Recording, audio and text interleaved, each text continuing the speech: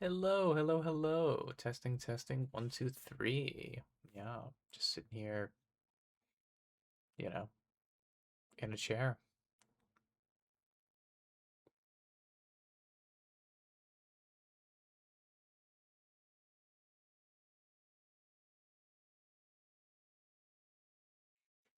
Really? Yeah, let me have a gain multiplier. Hello, hello, hello. 1, 2, 3. 1, 2, 3. What are we thinking?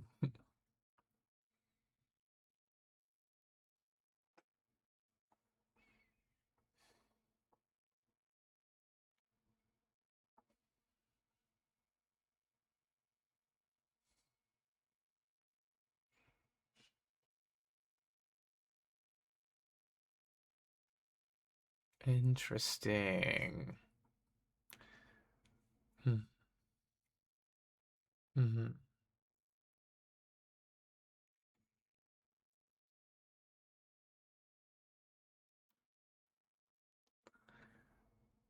Gotcha. Hmm.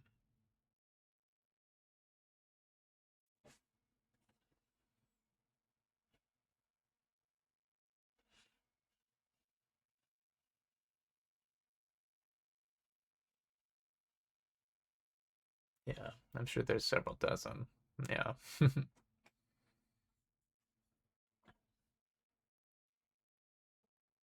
Not professional grade.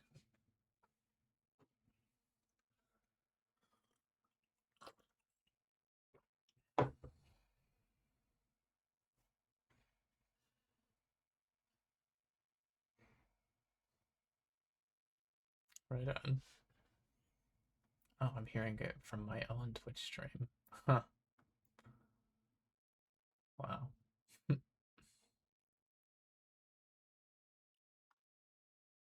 Oh, Costco jobs. Oh boy. All of this is going in the bod. Yeah. Maybe I should stop doing audio tests.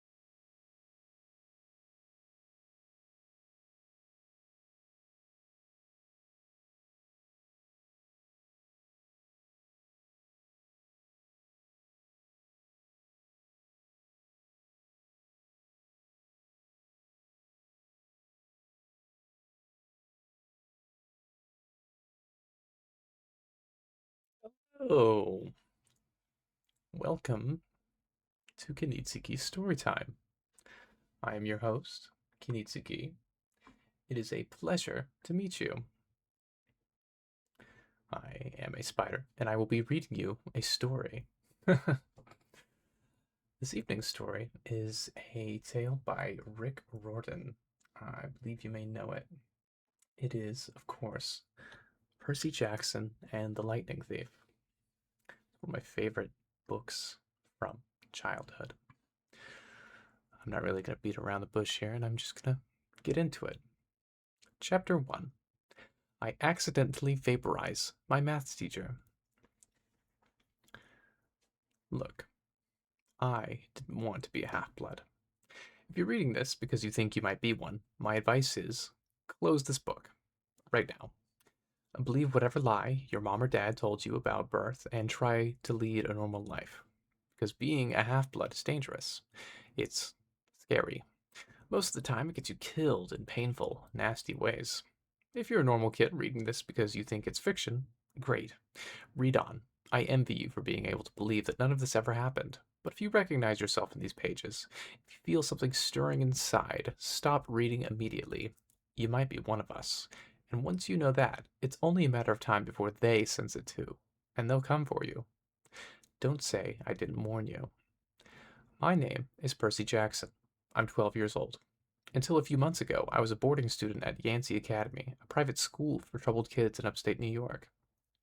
Am I a troubled kid? Yeah, you could say that. I could start at any point in my short, miserable life to prove it, but things really started going bad last May when our sixth grade class took a field trip to Manhattan. 28 mental case kids and two teachers on a yellow school bus heading to Metropolitan Museum of Art to look at ancient Greek and Roman stuff. I know, it sounds like torture. Most Yancey field trips were, but Mr. Bruner, our Latin teacher, was leading this trip, so I had hopes. Mr. Bruner was this middle-aged guy in a motorized wheelchair. He had thinning hair and a scruffy beard and a frayed tweed jacket, which always smelled like coffee. You wouldn't think he'd be cool, but he told stories and jokes and let us play games in class. And he also had this awesome collection of Roman armor and weapons, so he was the only teacher whose class didn't put me to sleep. I hoped the trip would be okay. At least, I hoped for once that I wouldn't get in trouble. Boy, was I wrong. See, bad things happen to me on field trips, like at my fifth grade school when we went to Saratoga Battlefield and I had this accident with a Revolutionary War cannon. I wasn't aiming for the school bus, but of course I got expelled anyways. And before that, at my fourth grade school, when we took a behind the scenes tour of the Marine World Shark Pool, I sort of hit the wrong lever on the catwalk and our class took an unplanned swim. And the time before that, oh, you get the idea. This trip, I was determined to be good. All the way into the city, I put up with Nancy Bobofit, the freckly red-haired kleptomaniac girl hitting my best friend Grover in the back of the head with chunks of a peanut butter and ketchup sandwich. Grover was an easy target. He was scrawny, he cried when he got frustrated. He must have been held back several grades because he was the only sixth grader with acne and the start of wispy beard on his chin. On top of all of that, he was crippled. He had a note excusing him from PE for the rest of his life because he had some kind of muscular disease in his legs. He walked funny, like every step hurt him, but don't let that fool you. You should have seen him run when it was enchilada day in the cafeteria. Anyway, Nancy Bobofit was throwing wads of sandwich that stuck in his curly brown hair, and she knew I couldn't do anything back to her because I was already on probation. The headmaster had threatened me with death by in-school suspension if anything bad, embarrassing, or even mildly entertaining happened on this trip. I'm gonna kill her, I mumbled. Grover tried to calm me down. It's okay. I like peanut butter.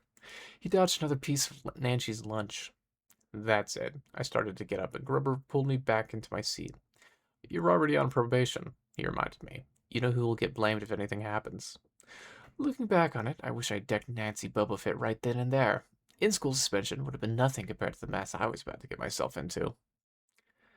Mr. Bruner led the museum tour. He rode up in front in his wheelchair, guiding us to the big echoey galleries, past marble statues and glass cases full of really old black and orange pottery. It blew my mind that this stuff had survived for 2,000, 3,000 years. He gathered us around a 4-meter tall stone column with a big sphinx on the top and started telling us how it was a grave market, a steal for a girl about our age. He told us about the carvings on the sides. I was trying to listen to what he had to say because it was kind of interesting, but everyone around me was talking, and every time I told him to shut up, the other teacher chaperone, Miss Dodds, would give me the evil eye. Miss Dodds was this little math teacher from Georgia who always wore a black leather jacket, even though she was 50 years old. She looked mean enough to ride a Harley right into your locker. She'd come to Yancey halfway through the year when our last math teacher had a nervous breakdown. From her first day, Miss Dodds loved Nancy Bobofit and figured I was the devil spawn. She would point her crooked finger at me and say, "Now, honey," real sweet, and I knew I was going to get after school detention for a month. One time, she made me erase answers out of old math workbooks until midnight until I told Grover I didn't think Miss Dodds was a human. He looked at me real serious and said, "You're absolutely right." Mr. Bruner kept talking about Greek funeral art, and finally, Nancy Bobofit snickered something about the naked guy on the stele, and I turned around and said, "Will you shut up?" It came out louder than I meant to. The whole group laughed. Mr. Bruner stopped his story. "Mr. Jackson," he said, "did you have a comment?" My face was totally red. I said, "No, sir." Mr. Bruner pointed to one of the pictures on the side of the stele. "Perhaps you'll tell us what this picture represents." I looked at the carving and felt a flush of relief because I actually recognized it. That's Kronos eating his kids, right? "Yes," Mr. Bruner said, obviously not satisfied. "And he did this because..." Well, I racked my brain to remember. Kronos was king god, and god? Mr. Bruner asked. "Titan," I corrected myself. "And he didn't trust his kids, who were the gods. So Kronos ate them, right? But his wife hid baby Zeus and gave Kronos a rock to eat instead. And later, when Zeus grew up, he tricked his dad Kronos into barfing up his brothers and sisters." "Ew!" said one of the girls behind me. "And so there was this big fight between the gods and the Titans," I continued. "And the gods won." Some stickers from the group. Behind me, Nancy Bobofit mumbled to a friend, "Like we're going to use this in real life. Like it's going to say on our job applications, please explain why Kronos ate his kids." "And why," Mr. Jackson, Bruner said, to paraphrase Miss Bobofit's excellent question, "does this matter in real life?" "Busted," Grover muttered. "Shut up," Nancy hissed, her face even brighter red than her hair. At least Nancy got in trouble too. Mr. Bruner was the only one who ever caught her saying anything wrong. He had radar ears. I thought about this question and I shrugged. "I don't know, sir." "I see." Mr. Bruner looked disappointed. "Well, have credit, Mr. Jackson. Zeus didn't feed Kronos a mixture of mustard and wine, which made him disgorge his 5 other children, who, of course, being immortal gods, had been living and growing up completely undigested in the Titan's stomach. The gods defeated their father, sliced him into pieces with his own scythe, and scattered his remains into Tartarus, the darkest part of the underworld. On that happy note, it's time for lunch. Miss Dodds, would you lead us back outside?" The class drifted off, the girls holding their stomachs, the guys pushing each other around and acting like doofuses. Grover and I were about to follow when Mr. Bruner said, "Mr. Jackson." I knew it was coming. I told Grover to keep going, and then I turned towards Mr. Bruner. "Sir." Mr. Bruner had this look that wouldn't let you go. Intense brown eyes that could have been 1,000 years old and had seen everything. "You must learn to answer my question," Mr. Bruner told me. "About the Titans? About real life and how your studies apply to it." "Oh." "What you learn from me," he said, "is vitally important. I expect you to treat it as such. I will only accept the best from you, Percy Jackson." I wanted to get angry. This guy pushed me so hard. I mean, sure, it was kind of cool on tournament days when he dressed up in a suit of Roman armor and shouted, "What ho!" and challenged us, sword point against chalk, to run to the board and name every Greek and Roman person who ever lived, and their mother, and what god they worshipped. But Mr. Bruner expected me to be as good as everyone else, despite the fact that I have dyslexia and attention deficit disorder, and I never made a C above a C minus in my life. No, he didn't expect me to be as good. He expected me to be better. And I just couldn't learn all those names and facts, much less spell them correctly. I mumbled something about trying harder, and Mr. Bruner took one sad look at the steel, like he'd been at the girl's funeral. He told me to go outside and eat my lunch. The class gathered at the front steps of the museum, where we could watch the foot traffic along Fifth Avenue. Overhead, a huge storm was brewing, with clouds blacker than I'd ever seen over the city. I figured maybe it was global warming or something, because the weather all across New York State had been weird since Christmas. We'd had massive snowstorms, flooding, wildfires from lightning strikes. I wouldn't have been surprised if this was a hurricane blowing in. Nobody else seemed to notice. Some of the guys were pelting pigeons with Lunchable crackers. Nancy Bobofit was trying to pickpocket something from a lady's bag. And of course, Miss Dodds wasn't seeing a thing. Grover and I sat on the edge of the fountain, away from the others. We thought that maybe if we did that, everyone wouldn't know that we were from that school. The school for loser freaks who couldn't make it elsewhere. Detention? Grover asked. Nah, I said. Not for Bruner. Just wish he'd lay off me sometimes. I mean, I'm not a genius. Grover didn't say anything for a while. And then, when I thought he was going to give me some deep philosophical comment to make me feel better, he said, Can I have your apple? I didn't have much of an appetite, so I let him take it. I watched the stream of cabs going down Fifth Avenue and thought about my mom's apartment, only a little ways uptown from where we sat. I hadn't seen her since Christmas. I wanted so bad to jump in a taxi and just head home. She'd hug me, and she'd be glad to see me, but then she'd be disappointed too. She'd send me right back to Yancey, remind me that I had to try harder, even if this was my sixth school in 6 years, and I was probably going to get kicked out again. I wouldn't be able to stand that sad look she'd give me. Mr. Bruner parked his wheelchair at the base of the handicap ramp. He ate celery while he read a paperback novel. A red umbrella stuck up from the back of his chair, making it look like a motorized cafe table. I was about to unwrap my sandwich when Nancy Bobofit appeared in front of me with her ugly friends. I guess she'd gotten tired of stealing from the tourists and dumped her half-eaten lunch in Grover's lap. Oops, she grinned at me with her crooked teeth. Her freckles were orange, as if somebody had spray-painted her face with liquid Cheetos. I tried to stay cool. The school counselor told me a million times, count to 10, get control of your temper. But I was so mad, my mind went blank. A wave roared in my ears. I don't remember touching her, but the next thing I knew, Nancy was sitting on her butt in the fountain, screaming, Percy pushed me. Mrs. Dodds materialized next to us. Some of the kids were whispering, Did you see? Like the water. Get grabbed her. I didn't know what they were talking about. All I knew was that I was in trouble again. As soon as Miss Dodds was sure poor little Nancy was okay, promising to get her a new shirt at the museum gift shop, etc., etc., Miss Dodds turned on me. There was a triumphant fire in her eyes, as if I'd done something she'd been waiting for all semester. Now, honey, I know, I grumbled. A month of racing textbooks. That wasn't the right thing to say. Come with me, Miss Dodds said. Wait, Grover yelled. It was me. I pushed her. I stared at him, stunned. I couldn't believe he was trying to cover for me. Miss Dodds scared Grover to death. She glared at him so hard his whiskey chin trembled. I don't think so, Mr. Underwood, she said. But you will stay here. Grover looked at me desperately. It's okay, man, I told him. Thanks for trying. Honey, Miss Dodds barked at me. Now. Nancy Bobofit smirked. I gave her my deluxe I'll kill you later stare, and then I turned to face Mrs. Dodds, but she wasn't there. She was standing at the museum entrance, way on top of the steps, gesturing impatiently for me to come on. How'd she get there so fast? I have moments like that. Like a lot. When my brain falls asleep or something, the next thing I know I've missed something, as if a puzzle piece fell out of the universe and left me staring at the blank place behind it.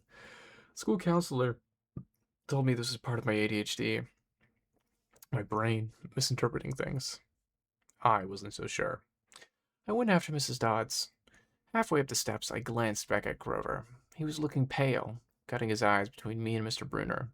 Like he wanted Mr. Bruner to notice what was going on, but Mr. Bruner was absorbed in his novel. I looked back up. Miss Dodds had disappeared again, and now she was inside the building, at the end of the entrance hall. Okay, I thought. She's going to make me buy a new shirt for Nancy at the gift shop. But apparently, that wasn't the plan. I followed her deeper into the museum, and when I finally caught up to her, we were back in the Greek and Roman section. Except for us, the gallery was empty. Mrs. Dodds stood with her arms crossed in front of a big marble frieze of the Greek gods. She was making this weird noise in her throat, like growling.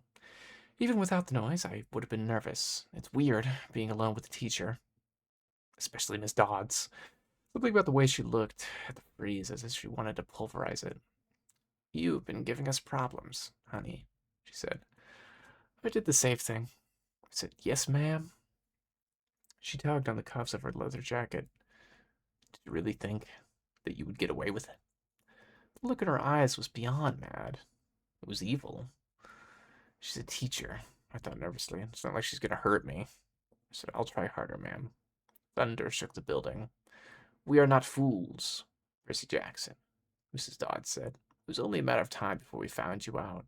Confess, and you will suffer less pain." I don't know what she was talking about. All I could think of was that the teachers must have found the illegal stash of candy I'd been selling out of my dorm room.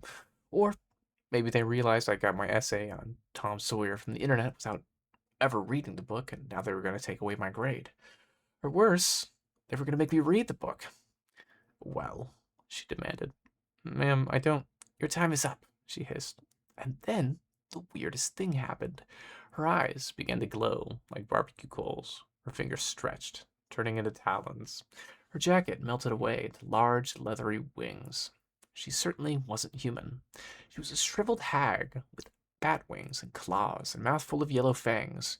And she was about to slice me to ribbons. Then things got even stranger. Mr. Brunner, who'd been out in the front of the museum a minute before, wheeled his chair into the doorway of the gallery, holding a pen in his hand. "What ho, Percy!" he shouted, and he tossed the pen through the air. Miss Dodge lunged at me. With a yelp, I dodged and felt talons slash the air next to my ear. I snatched the ballpoint pen out of the air, but when it hit my hand, it wasn't a pen anymore. It was a sword, Mr. Brunner's bronze sword, which he used on the tournament day. Mrs. Dodds spun towards me with a murderous look in her eyes.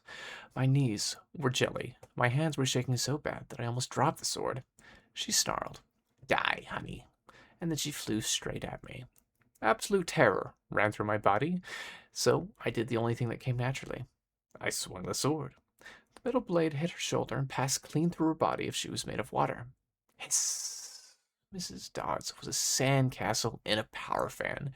She exploded into a yellow powder, vaporized on the spot, leaving nothing but the smell of sulfur and a dying screech and a chill of evil in the air, as if those two glowing red eyes were still watching me. I was alone. There was a ballpoint pen in my hand, and Mr. Brunner wasn't there. Nobody was there but me. My hands were still trembling. My lunch must have been contaminated with magic mushrooms or something. Had I imagined the whole thing? I went back outside, and it started to rain. Grover was sitting by the fountain, a museum map tented over his head. Nancy Boba Fett was still standing there, soaked from her swim in the fountain, grumbling to her ugly friends, and when she saw me, she said, "I hope Miss Kerr whipped your butt." I said, "Who?" "Our teacher." "Duh." I blinked. We had no teacher named Miss Kerr. I asked Nancy what she was talking about. She just rolled her eyes and turned away. I asked Grover where Mrs. Dodds was. He said, "Who?" But he paused first, and he wouldn't look at me, so I thought he was messing with me. "Not funny, man," I told him. "This is serious." Thunder boomed overhead. I saw Mr. Brunner sitting under his red umbrella, reading his book as if he had never moved. I went over to him. He looked up, a little distracted. "Ah, that would be my pen. Please. Please bring your own writing utensil in the future, Mr. Jackson." I handed it over. I hadn't even realized I was still holding it. "Sir," I said, "where's Miss Dodds?" He stared at me blankly. "Who?" "The other chaperone, Mrs. Dodds, the math teacher." He frowned, sat forward, looking mildly concerned. "Percy, there is no Mrs. Dodds on this trip, and as far as I know, there has never been a Mrs. Dodds at Yancey Academy. Are you feeling all right?" Chapter 2. 3 Old Lady Knit the Socks of Death. I was used to the occasional weird experience, but usually they were over quickly. This 24/7 hallucination was more than I could handle.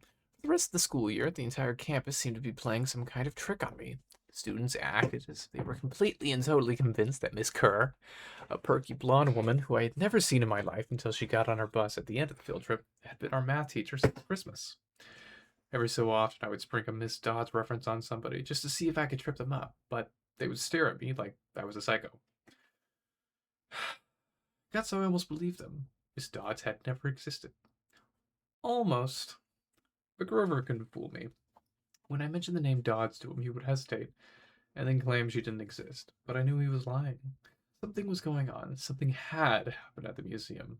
I didn't have much time to think about it during the days, but at night, visions of Mrs. Dodds with talons and leathery wings would wake me up in a cold sweat.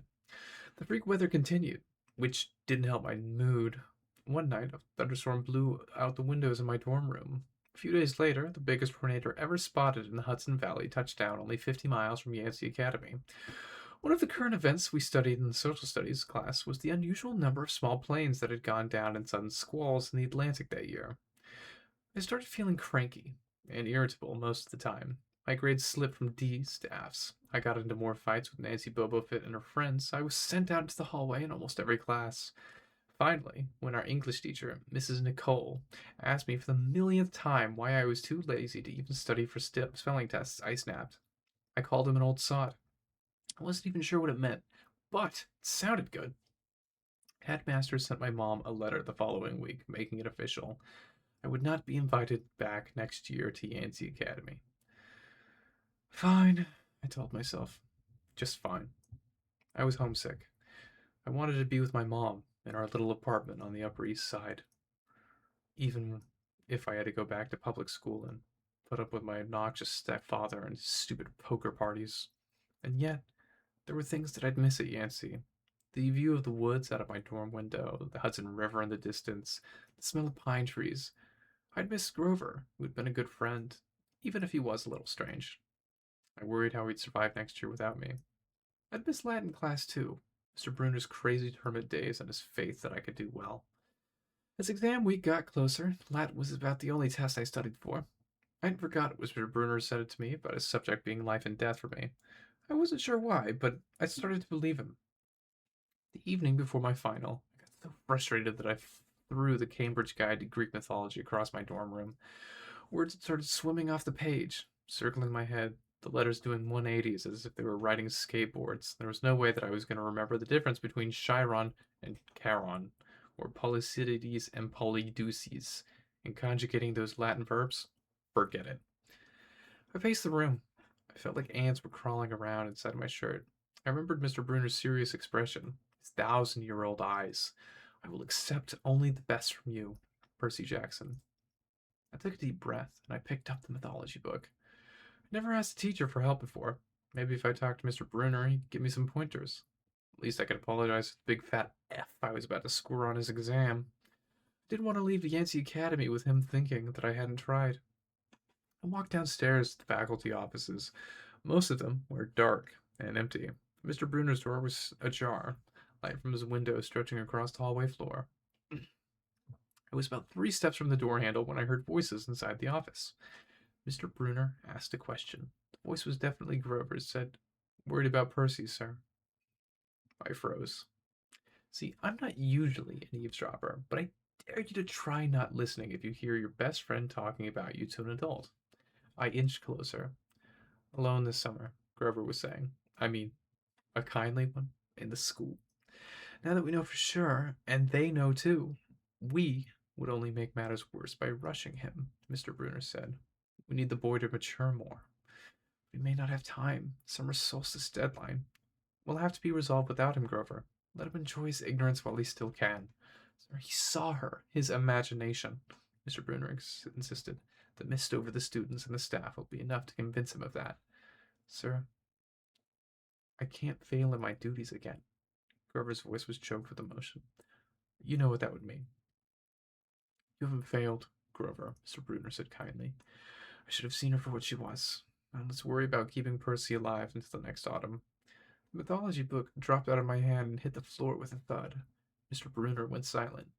My heart hammering, I picked up the book and backed down the hall. A shadow slid across the slighted glass of Mr. Bruner's office door. A shadow of something much taller than my wheelchair-bound teacher, holding something that looked suspiciously like an archer's bow. I opened up the nearest door and slipped inside. A few seconds later, I heard the slow clop, clop, clop, like muffled wood blocks, then a sound like an animal sniffing right outside my door. A large dark shape paused in front of the glass, and then moved on. A bead of sweat trickled down my neck. Somewhere in the hallway, Mr. Brunner spoke. Nothing, he murmured. My nerves haven't been right since the winter solstice. Mine neither, Grover said, but I could have sworn. Go back to the dorm, Mr. Brunner told me. You've got a long day of exams tomorrow. Don't remind me. The lights went out in Mr. Brunner's office. I waited, in the dark, for what seemed like forever. Finally, I slipped into the hallway, made my way back up to the dorm. Grover was lying on his bed, studying his Latin exam notes like he'd been there all night. Hey, he said, bleary-eyed. You gonna be ready for this test? I didn't answer. You look awful, he frowned. Is everything okay? Just tired. I turned so that he couldn't read my expression, and then I started getting ready for bed. I didn't understand what I'd heard downstairs. I wanted to believe that I'd imagined the whole thing. But one thing was clear. Grover and Mr. Brunner were talking about me behind my back, and they thought I was in some kind of danger. The next afternoon, as I was leaving the 3-hour Latin exam, my eyes swimming with all those Greek and Roman names I'd misspelled, Mr. Brunner called me back inside. For a moment, I was worried that he'd found out about my eavesdropping the night before, but that didn't seem to be the problem. Percy, he said, don't be discouraged about leaving Yancey. It's for the best. His tone was kind, but the words still embarrassed me. Even though he was speaking quietly, the other kids finishing the test could hear. Nancy Bobofit smirked at me and made the sarcastic little kissing motion with her lips. I mumbled, Okay, sir. I mean, Mr. Brunner wheeled his chair back and forth, like he wasn't sure what to say. This isn't the right place for you. It was only a matter of time. My eyes stung. Here was my favorite teacher, in front of the class, telling me that I couldn't handle it. After saying he believed in me all year, now he was telling me that I was destined to get kicked out. Right, I said, trembling. No, Mr. Brunner said, no, confound it all. What I'm trying to say is you are not normal, Percy. It's nothing to be... Thanks, I blurted. Thanks a lot, sir, for reminding me. Percy, but I was already gone. On the last day of the term, I shoved my clothes into my suitcase. The other guys were joking around, talking about their vacation plans. One of them was going on a hiking trip to Switzerland. Another was cruising in the Caribbean for a month.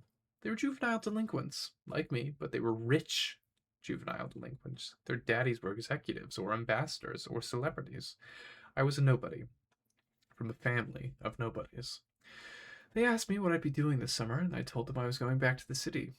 What I didn't tell them is that I'd have to get a summer job walking dogs or selling magazine subscriptions and spend my free time worrying about where I'd go to school in the autumn. Oh, one of the guys said, That's cool. And they went back to their conversation, as if I'd never existed. The only person I dreaded saying goodbye to was Grover, but as it turned out, I didn't have to. He'd booked a ticket to Manhattan, the same greyhound as I had, so here we were, together again, headed into the city. During the whole bus ride, Grover kept glancing nervously down the aisle, watching the other passengers. It occurred to me that he'd always acted nervous and fidgety when we left Yancey, as if he expected something bad to happen. Before, I'd always assumed he was worried about getting teased, but there was nobody to tease him here on this greyhound. Finally, I couldn't stand it anymore, I said. Looking for kindly ones? Grover nearly jumped out of his seat. What do you mean? I confessed about eavesdropping on him and Mr. Brunner the night before the exam. Grover's eye twitched. How much did you hear? Oh, not much. What's the summer solstice deadline? He winced. Look, Percy, I was just worried for you, see? I mean, hallucinating about demon math teachers. Grover, and I was telling Mr. Brunner that maybe you were overstressed or something, because no such person as Mrs. Dodds. And Grover, you're a really, really bad liar. His ears turned pink. From his shirt pocket, he fished out a grubby business card. Just take this, okay? In case you need me this summer. The card was in fancy script. It was murder on my dyslexic eyes, but I finally made out something like Grover Underwood, Keeper, Half Blood Hill, Long Island, New York. 800-009-0009. What's half... Don't say it out loud, he yelped. That's my, summer address.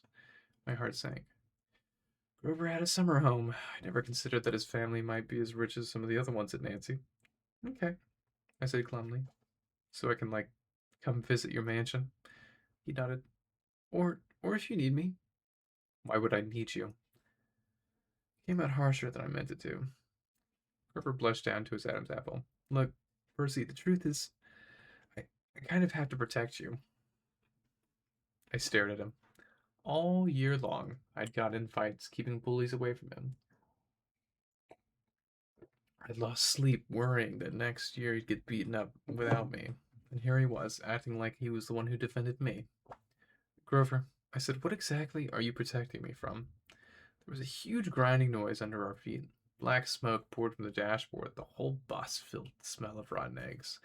The driver cursed and limped the Greyhound out over the side of the highway. After a few minutes clanking around in the engine compartment, the driver announced that we'd all have to get off. Grover and I filed outside with everybody else. We were on a stretch of country road, no place you'd notice if you didn't break down there. On the side of the highway was nothing but maple trees and litter from passing cars. On the other side, across 4 lanes of asphalt, shimmering with afternoon heat, was an old-fashioned fruit stand. Stuff on sale looked really good. Heaping boxes of blood red cherries and apples, walnuts, apricots, jugs of cider, and a clawfoot tub full of ice. There were no customers, just 3 old ladies sitting in rocking chairs in the shade of the maple tree, knitting the biggest pair of socks I'd ever seen. I mean, these socks were the size of sweaters, but they were clearly socks. The lady on the right knitted one of them. The lady on the left knitted the other. The lady in the middle held an enormous basket of electric blue yarn. All 3 women looked ancient, with pale faces, wrinkled like fruit leather, silver hair tied back in white bandanas, bony arms sticking out of the bleached cotton dresses. The weirdest thing was, they seemed to be looking right at me. I looked over at Grover to say something about this, and he saw that the blood had drained from his face. His nose was twitching. Grover? I said, hey man, they're not looking at you, are they? They are, aren't they? Yeah, weird, huh? You think those socks would fit me? Not funny, Percy. Not funny at all. The old lady in the middle took out a huge pair of scissors, gold and silver, long bladed like shears. I heard Grover catch his breath. We're getting on the bus, he told me. Come on. What? I said, it's 1,000 degrees in there. Come on. He pried open the door and climbed inside, but I stayed back. Across the road, the old ladies were still watching me. The middle one cut the yarn. I swear I could hear that snip across 4 lanes of traffic. Her 2 friends balled up the electric blue socks, leaving me wondering who they could be for. Sasquatch or Godzilla. The rear of the bus, the driver wrenched a big chunk of smoking metal out of the engine compartment. The bus shuddered, and the engine roared back to life. The passengers cheered. Darn right, yelled the driver. He slapped the bus with his hat. Everybody back on board.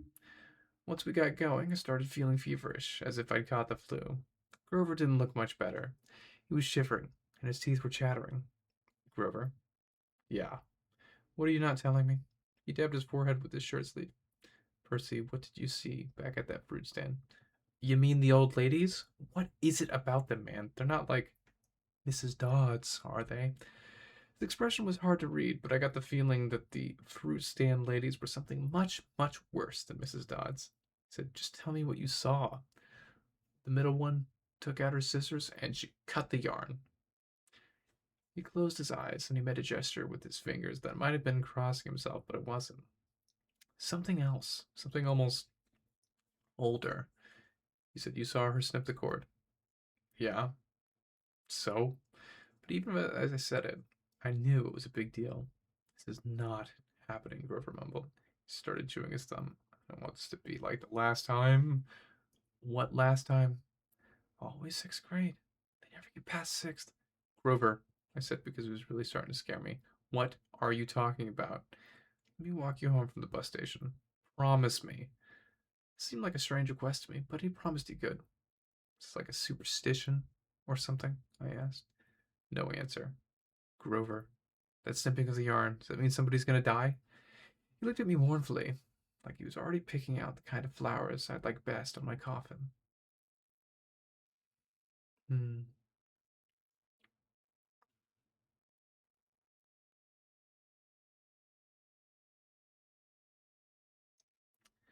Chapter 3. Grover unexpectedly loses his trousers. Confession time. I ditched Grover as soon as we got to the bus terminal. I know, I know, it was rude. But Grover always freaks me out, looking at me like I was a dead man, muttering, "Why does this always happen? Why does it have to be sixth grade?" Whenever he got upset, Grover's bladder acted up, and so I wasn't surprised when, as soon as we got off the bus, he made me promise to wait for him, and then made a beeline for the restroom. Instead of waiting, I got to my suitcase, slipped outside, and I caught the first taxi uptown. East 104th and First Avenue, I told the driver. A word about my mother, before you meet her. Her name is Sally Jackson, and she's the best person in the world, which just proves my theory that the best people have the rottenest luck. Her own parents died in a plane crash when she was about 5, and she was raised by an uncle who didn't care much about her. She wanted to be a novelist. She spent high school working to save enough money for college and a good creative writing program. Her uncle got cancer, and she had to quit school in her senior year to take care of him. Pardon me. After she died, she was left with no money, no family, and no diploma. The only good break she ever got was meeting my dad. I don't have any memories of him, just for this warm glow, maybe the barest trace of a smile. My mom doesn't like to talk about him because it makes her sad. She has no pictures. See, they weren't married. She told me he was rich and important, and the relationship was secret. One day, he'd set sail across the Atlantic on some important journey, and he never came back. Lost at sea, my mom told me. Not dead, just lost at sea. She worked odd jobs, took night classes to get her high school diploma, and raised me on her own. She never complained, never got mad, not even once, but I knew I wasn't an easy kid. Finally, she married Gabe Ugliano, who was nice the first 30 seconds we knew him, and then showed his true colors as a world class jerk. When I was young, I nicknamed him Smelly Gabe. And I'm sorry, but it's the truth. The guy reeked like moldy garlic pizza wrapped in gym shorts. Between the two of us, we made my mom's life pretty hard. The way Smelly Gabe treated her, and the way he and I got along when I came home is a pretty good example. I walked into our little apartment, hoping my mom would be home from work. Instead, Smelly Gabe was in the living room, playing poker with his buddies. Television was blaring. Crisps and beer cans were strewn all over the carpet. Hardly looking up, he set around his cigar. "So you're home." "Where's my mom?" "Working," he said. "You got any cash?" That was it. No welcome back, good to see you, how has your life been the last 6 months? Gabe had put on weight. He looked like a tuskless walrus in a thrift store clothes. He had about 3 hairs on his head, all combed over his bald scalp, if that made him handsome or something. He managed the electronics megamart in Queens, but he stayed home most of the time. I don't know why he hadn't been fired long before and just kept on collecting paychecks, spending the money on cigars that made me nauseous. And on beer, of course. Always beer. Whenever I was home, he expected me to provide his gambling funds. He called that our guy secret, meaning if I told my mom, he would punch my lights out. "I don't have any cash," I told him. He raised a greasy eyebrow. Gabe could sniff out money like a bloodhound, which was surprising since his own smell should be covering up everything else. Took a taxi, the bus station, he said, probably paid with a 20, got 6, 7 bucks in change. Somebody expects to live under this roof, he ought to carry his own weight. Am I right, Eddie? Eddie, the superintendent of the apartment building, looked at me with a twinge of sympathy. "Come on, Gabe," he said. "The kid just got here." "Am I right?" Gabe repeated. Eddie scowled into his bowl of pretzels. The other two guys passed gas in harmony. "Fine," I said, took a wad of dollars out of my pocket and threw the money on the table. "I hope you lose." "Your report card came, brain boy," he shouted after me. "I wouldn't act so snooty." I slammed the door to my room, which wasn't really my room. During school months, it was Gabe's study. He didn't study anything in there except old car magazines, but he loved shoving my stuff in the closet, leaving his muddy boots on my windowsill, and doing his best to make the place smell like nasty cologne and cigars and stale beer. I dropped my suitcase on the bed. Home sweet hell. Gabe's smell was almost worse than the nightmares about Mrs. Dodds, or the sound of that old fruit lady's shears snipping the yarn. But as soon as I thought that, my legs felt weak. I remember Grover's look of panic, how he'd made me promise I wouldn't go home without him. A sudden chill rolled through me. Felt like something was looking for me right now, maybe pounding its way up the stairs, growing long, horrible talons. And then I heard my mom's voice. Percy? She opened the bedroom door and my fears melted. My mother can make me feel good just by walking into the room. Her eyes sparkle, change color in the light. Her smile is as warm as a quilt. She's got a few gray streaks mixed in with her long brown hair, but I never think of her as old. She looks at me, and it's like seeing all the good things about me, none of the bad. Never heard her raise her voice or say an unkind word to anyone. Not me, not Gabe, nobody. Oh, Percy, she hugged me tight. I can't believe it. You've grown since Christmas. Her red, white, and blue Sweet on America uniform smelled like the best things in the world. Chocolate, licorice, and all the other stuff she sold at the candy shop in Grand Central. She brought me a bag of free samples, the way she always did when I came home. We sat together on the edge of the bed. When I attacked blueberry sour string, she ran her hand through my head and demanded to know everything I hadn't put in my letters. She didn't mention anything about my getting expelled. She didn't really seem to care about that. But was I okay? Was her little boy doing all right? I told her she was smothering me and to lay off and all that, but secretly I was really, really glad to see her. From the other room, Gabe yelled, Hey Sally, how about some bean dip, huh? I gritted my teeth. My mom is the nicest lady in the world. She should have been married to a millionaire, not some jerk like Gabe. For her sake, I tried to sound upbeat in my last days at Yancey Academy.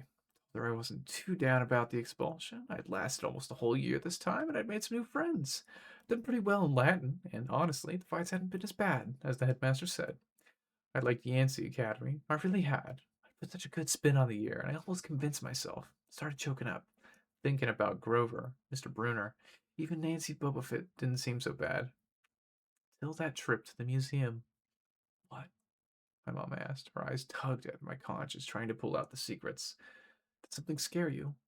No, Mom. I felt bad lying. I wanted to tell her about Mrs. Dodds, the three old ladies with the yarn, but I thought it would sound stupid. She pursed her lips. She knew I was holding back, but she didn't push me. I have a surprise for you, she said. We're going to the beach. My eyes widened. Montauk? 3 nights, same cabin. When? She smiled. As soon as I get changed, sweetie. I couldn't believe it. My mom and I hadn't been to Montauk the last 2 summers because Gabe said there wasn't enough money. Gabe appeared in the doorway and growled, Bean dip, Sally? Didn't you hear me? I wanted to punch him, but I met my mom's eyes and I understood what she was offering me a deal. Be nice to Gabe for a little while, just until she was ready to leave for Montauk. Then we would get out of here. It's on my way, honey, she told Gabe. We were just talking about the trip. Gabe's eyes got small. The trip? You mean you were serious about that? I knew it, I muttered. He won't let us go. Of course he will, my mom said evenly. Your stepfather is just worried about money. That's all. Besides, she added, Gabriel won't have to settle for bean dip. I'll make him enough 7-layer dip for the whole weekend. Guacamole, sour cream, the works. Gabe softened a bit. So this money for your trip comes out of your clothes budget, right? Yes, honey, my mother said. And you won't take my car anywhere but there and back? You'll be very careful. Gabe scratched his double chin. Maybe if you hurry with that 7-layer dip.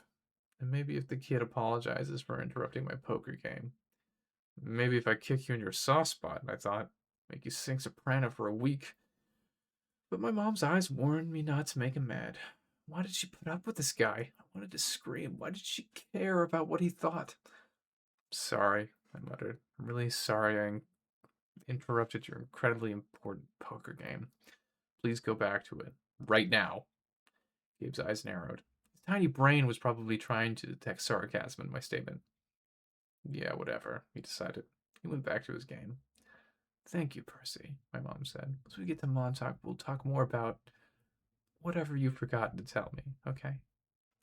For a moment, I thought I saw anxiety in her eyes, the same fear I'd seen in Grover during the bus ride, as if my mom, too, had felt an odd chill in the air, but her smile returned, and I figured I must have been mistaken. She ruffled my hair and went to make Gabe his 7-layer dip. An hour later, we were ready to leave. Gabe took a break from his poker game, long enough to watch me lug my mom's bags to the car.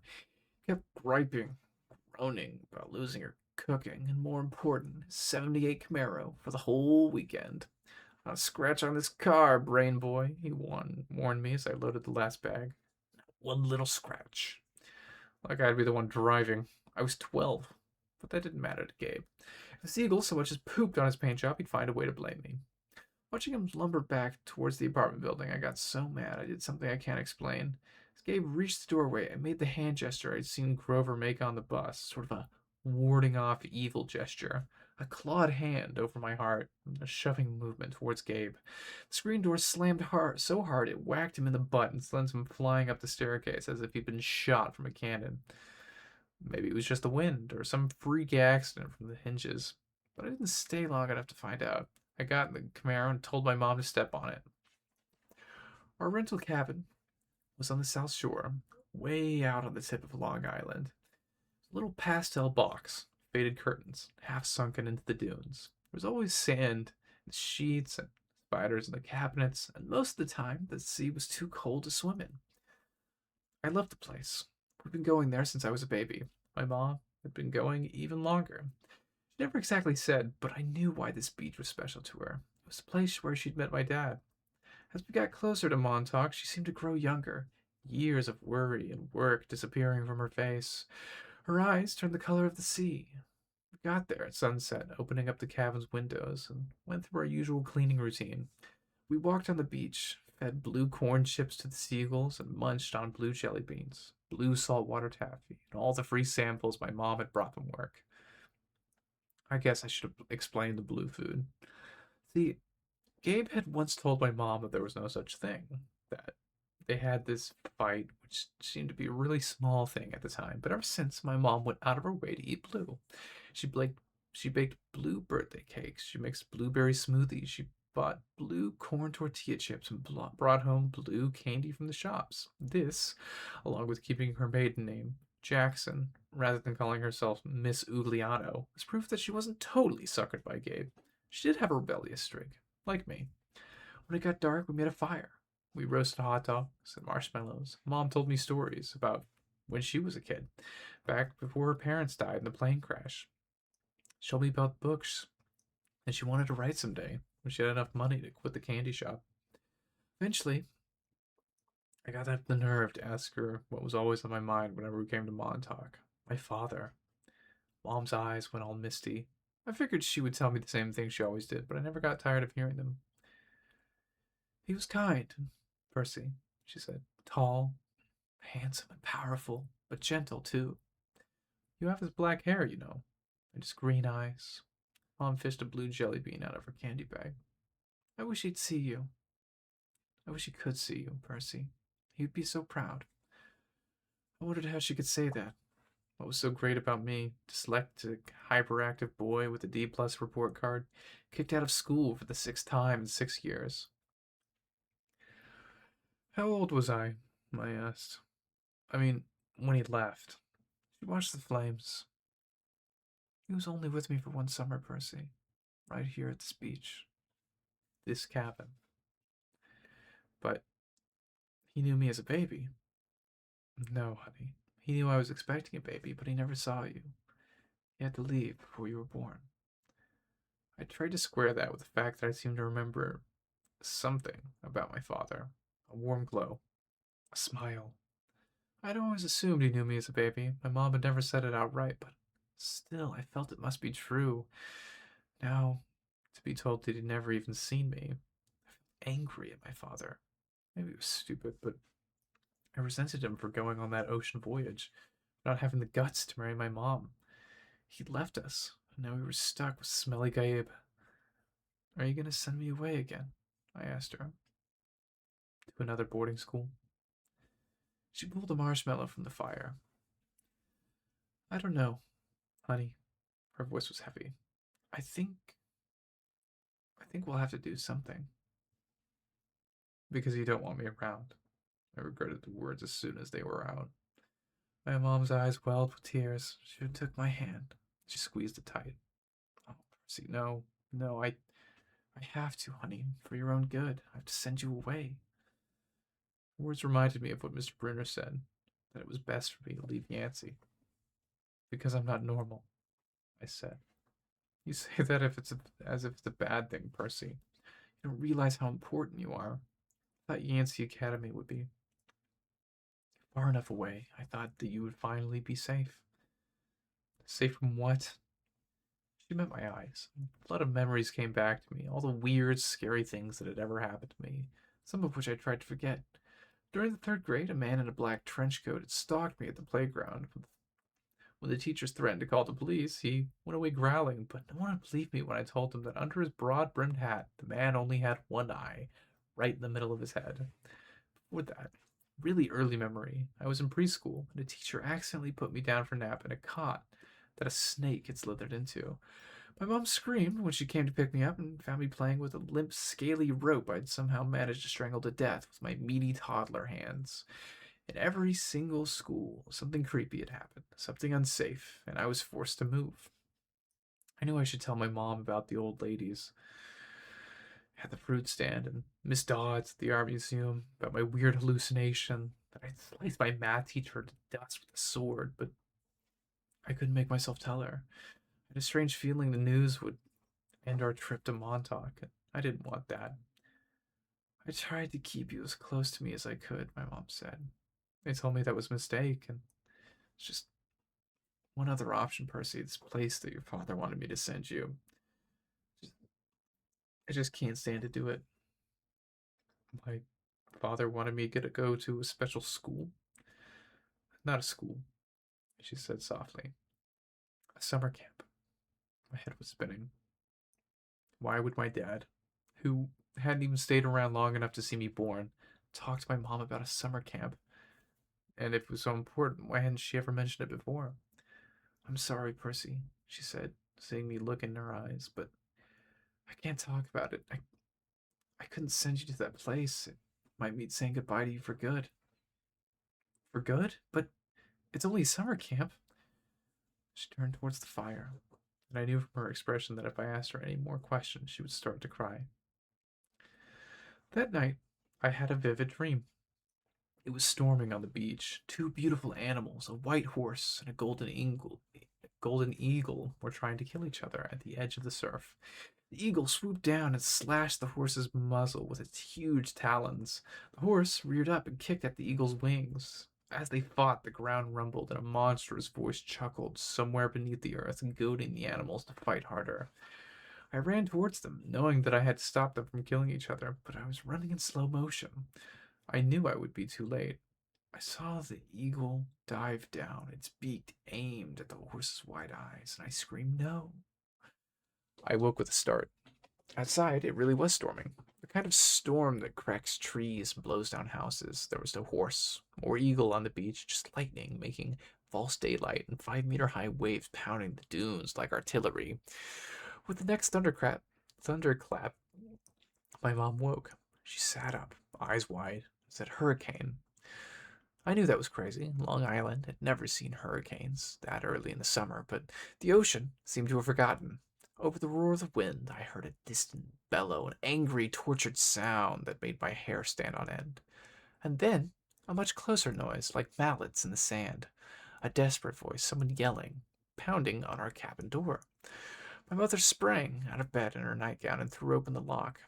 Grover stood framed in the doorway against a backdrop of pouring rain, but he wasn't exactly Grover. Searching all night, he gasped, "What were you thinking?" My mother looked at me in terror, not scared of Grover, but of why he'd come.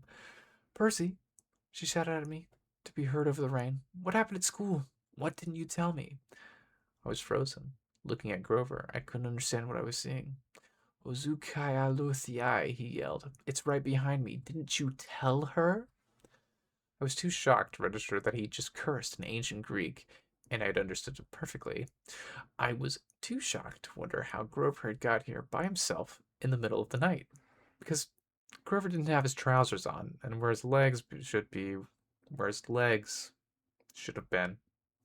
My mom looked at me sternly and talked in a tone she never used before. "Tercy, tell me now."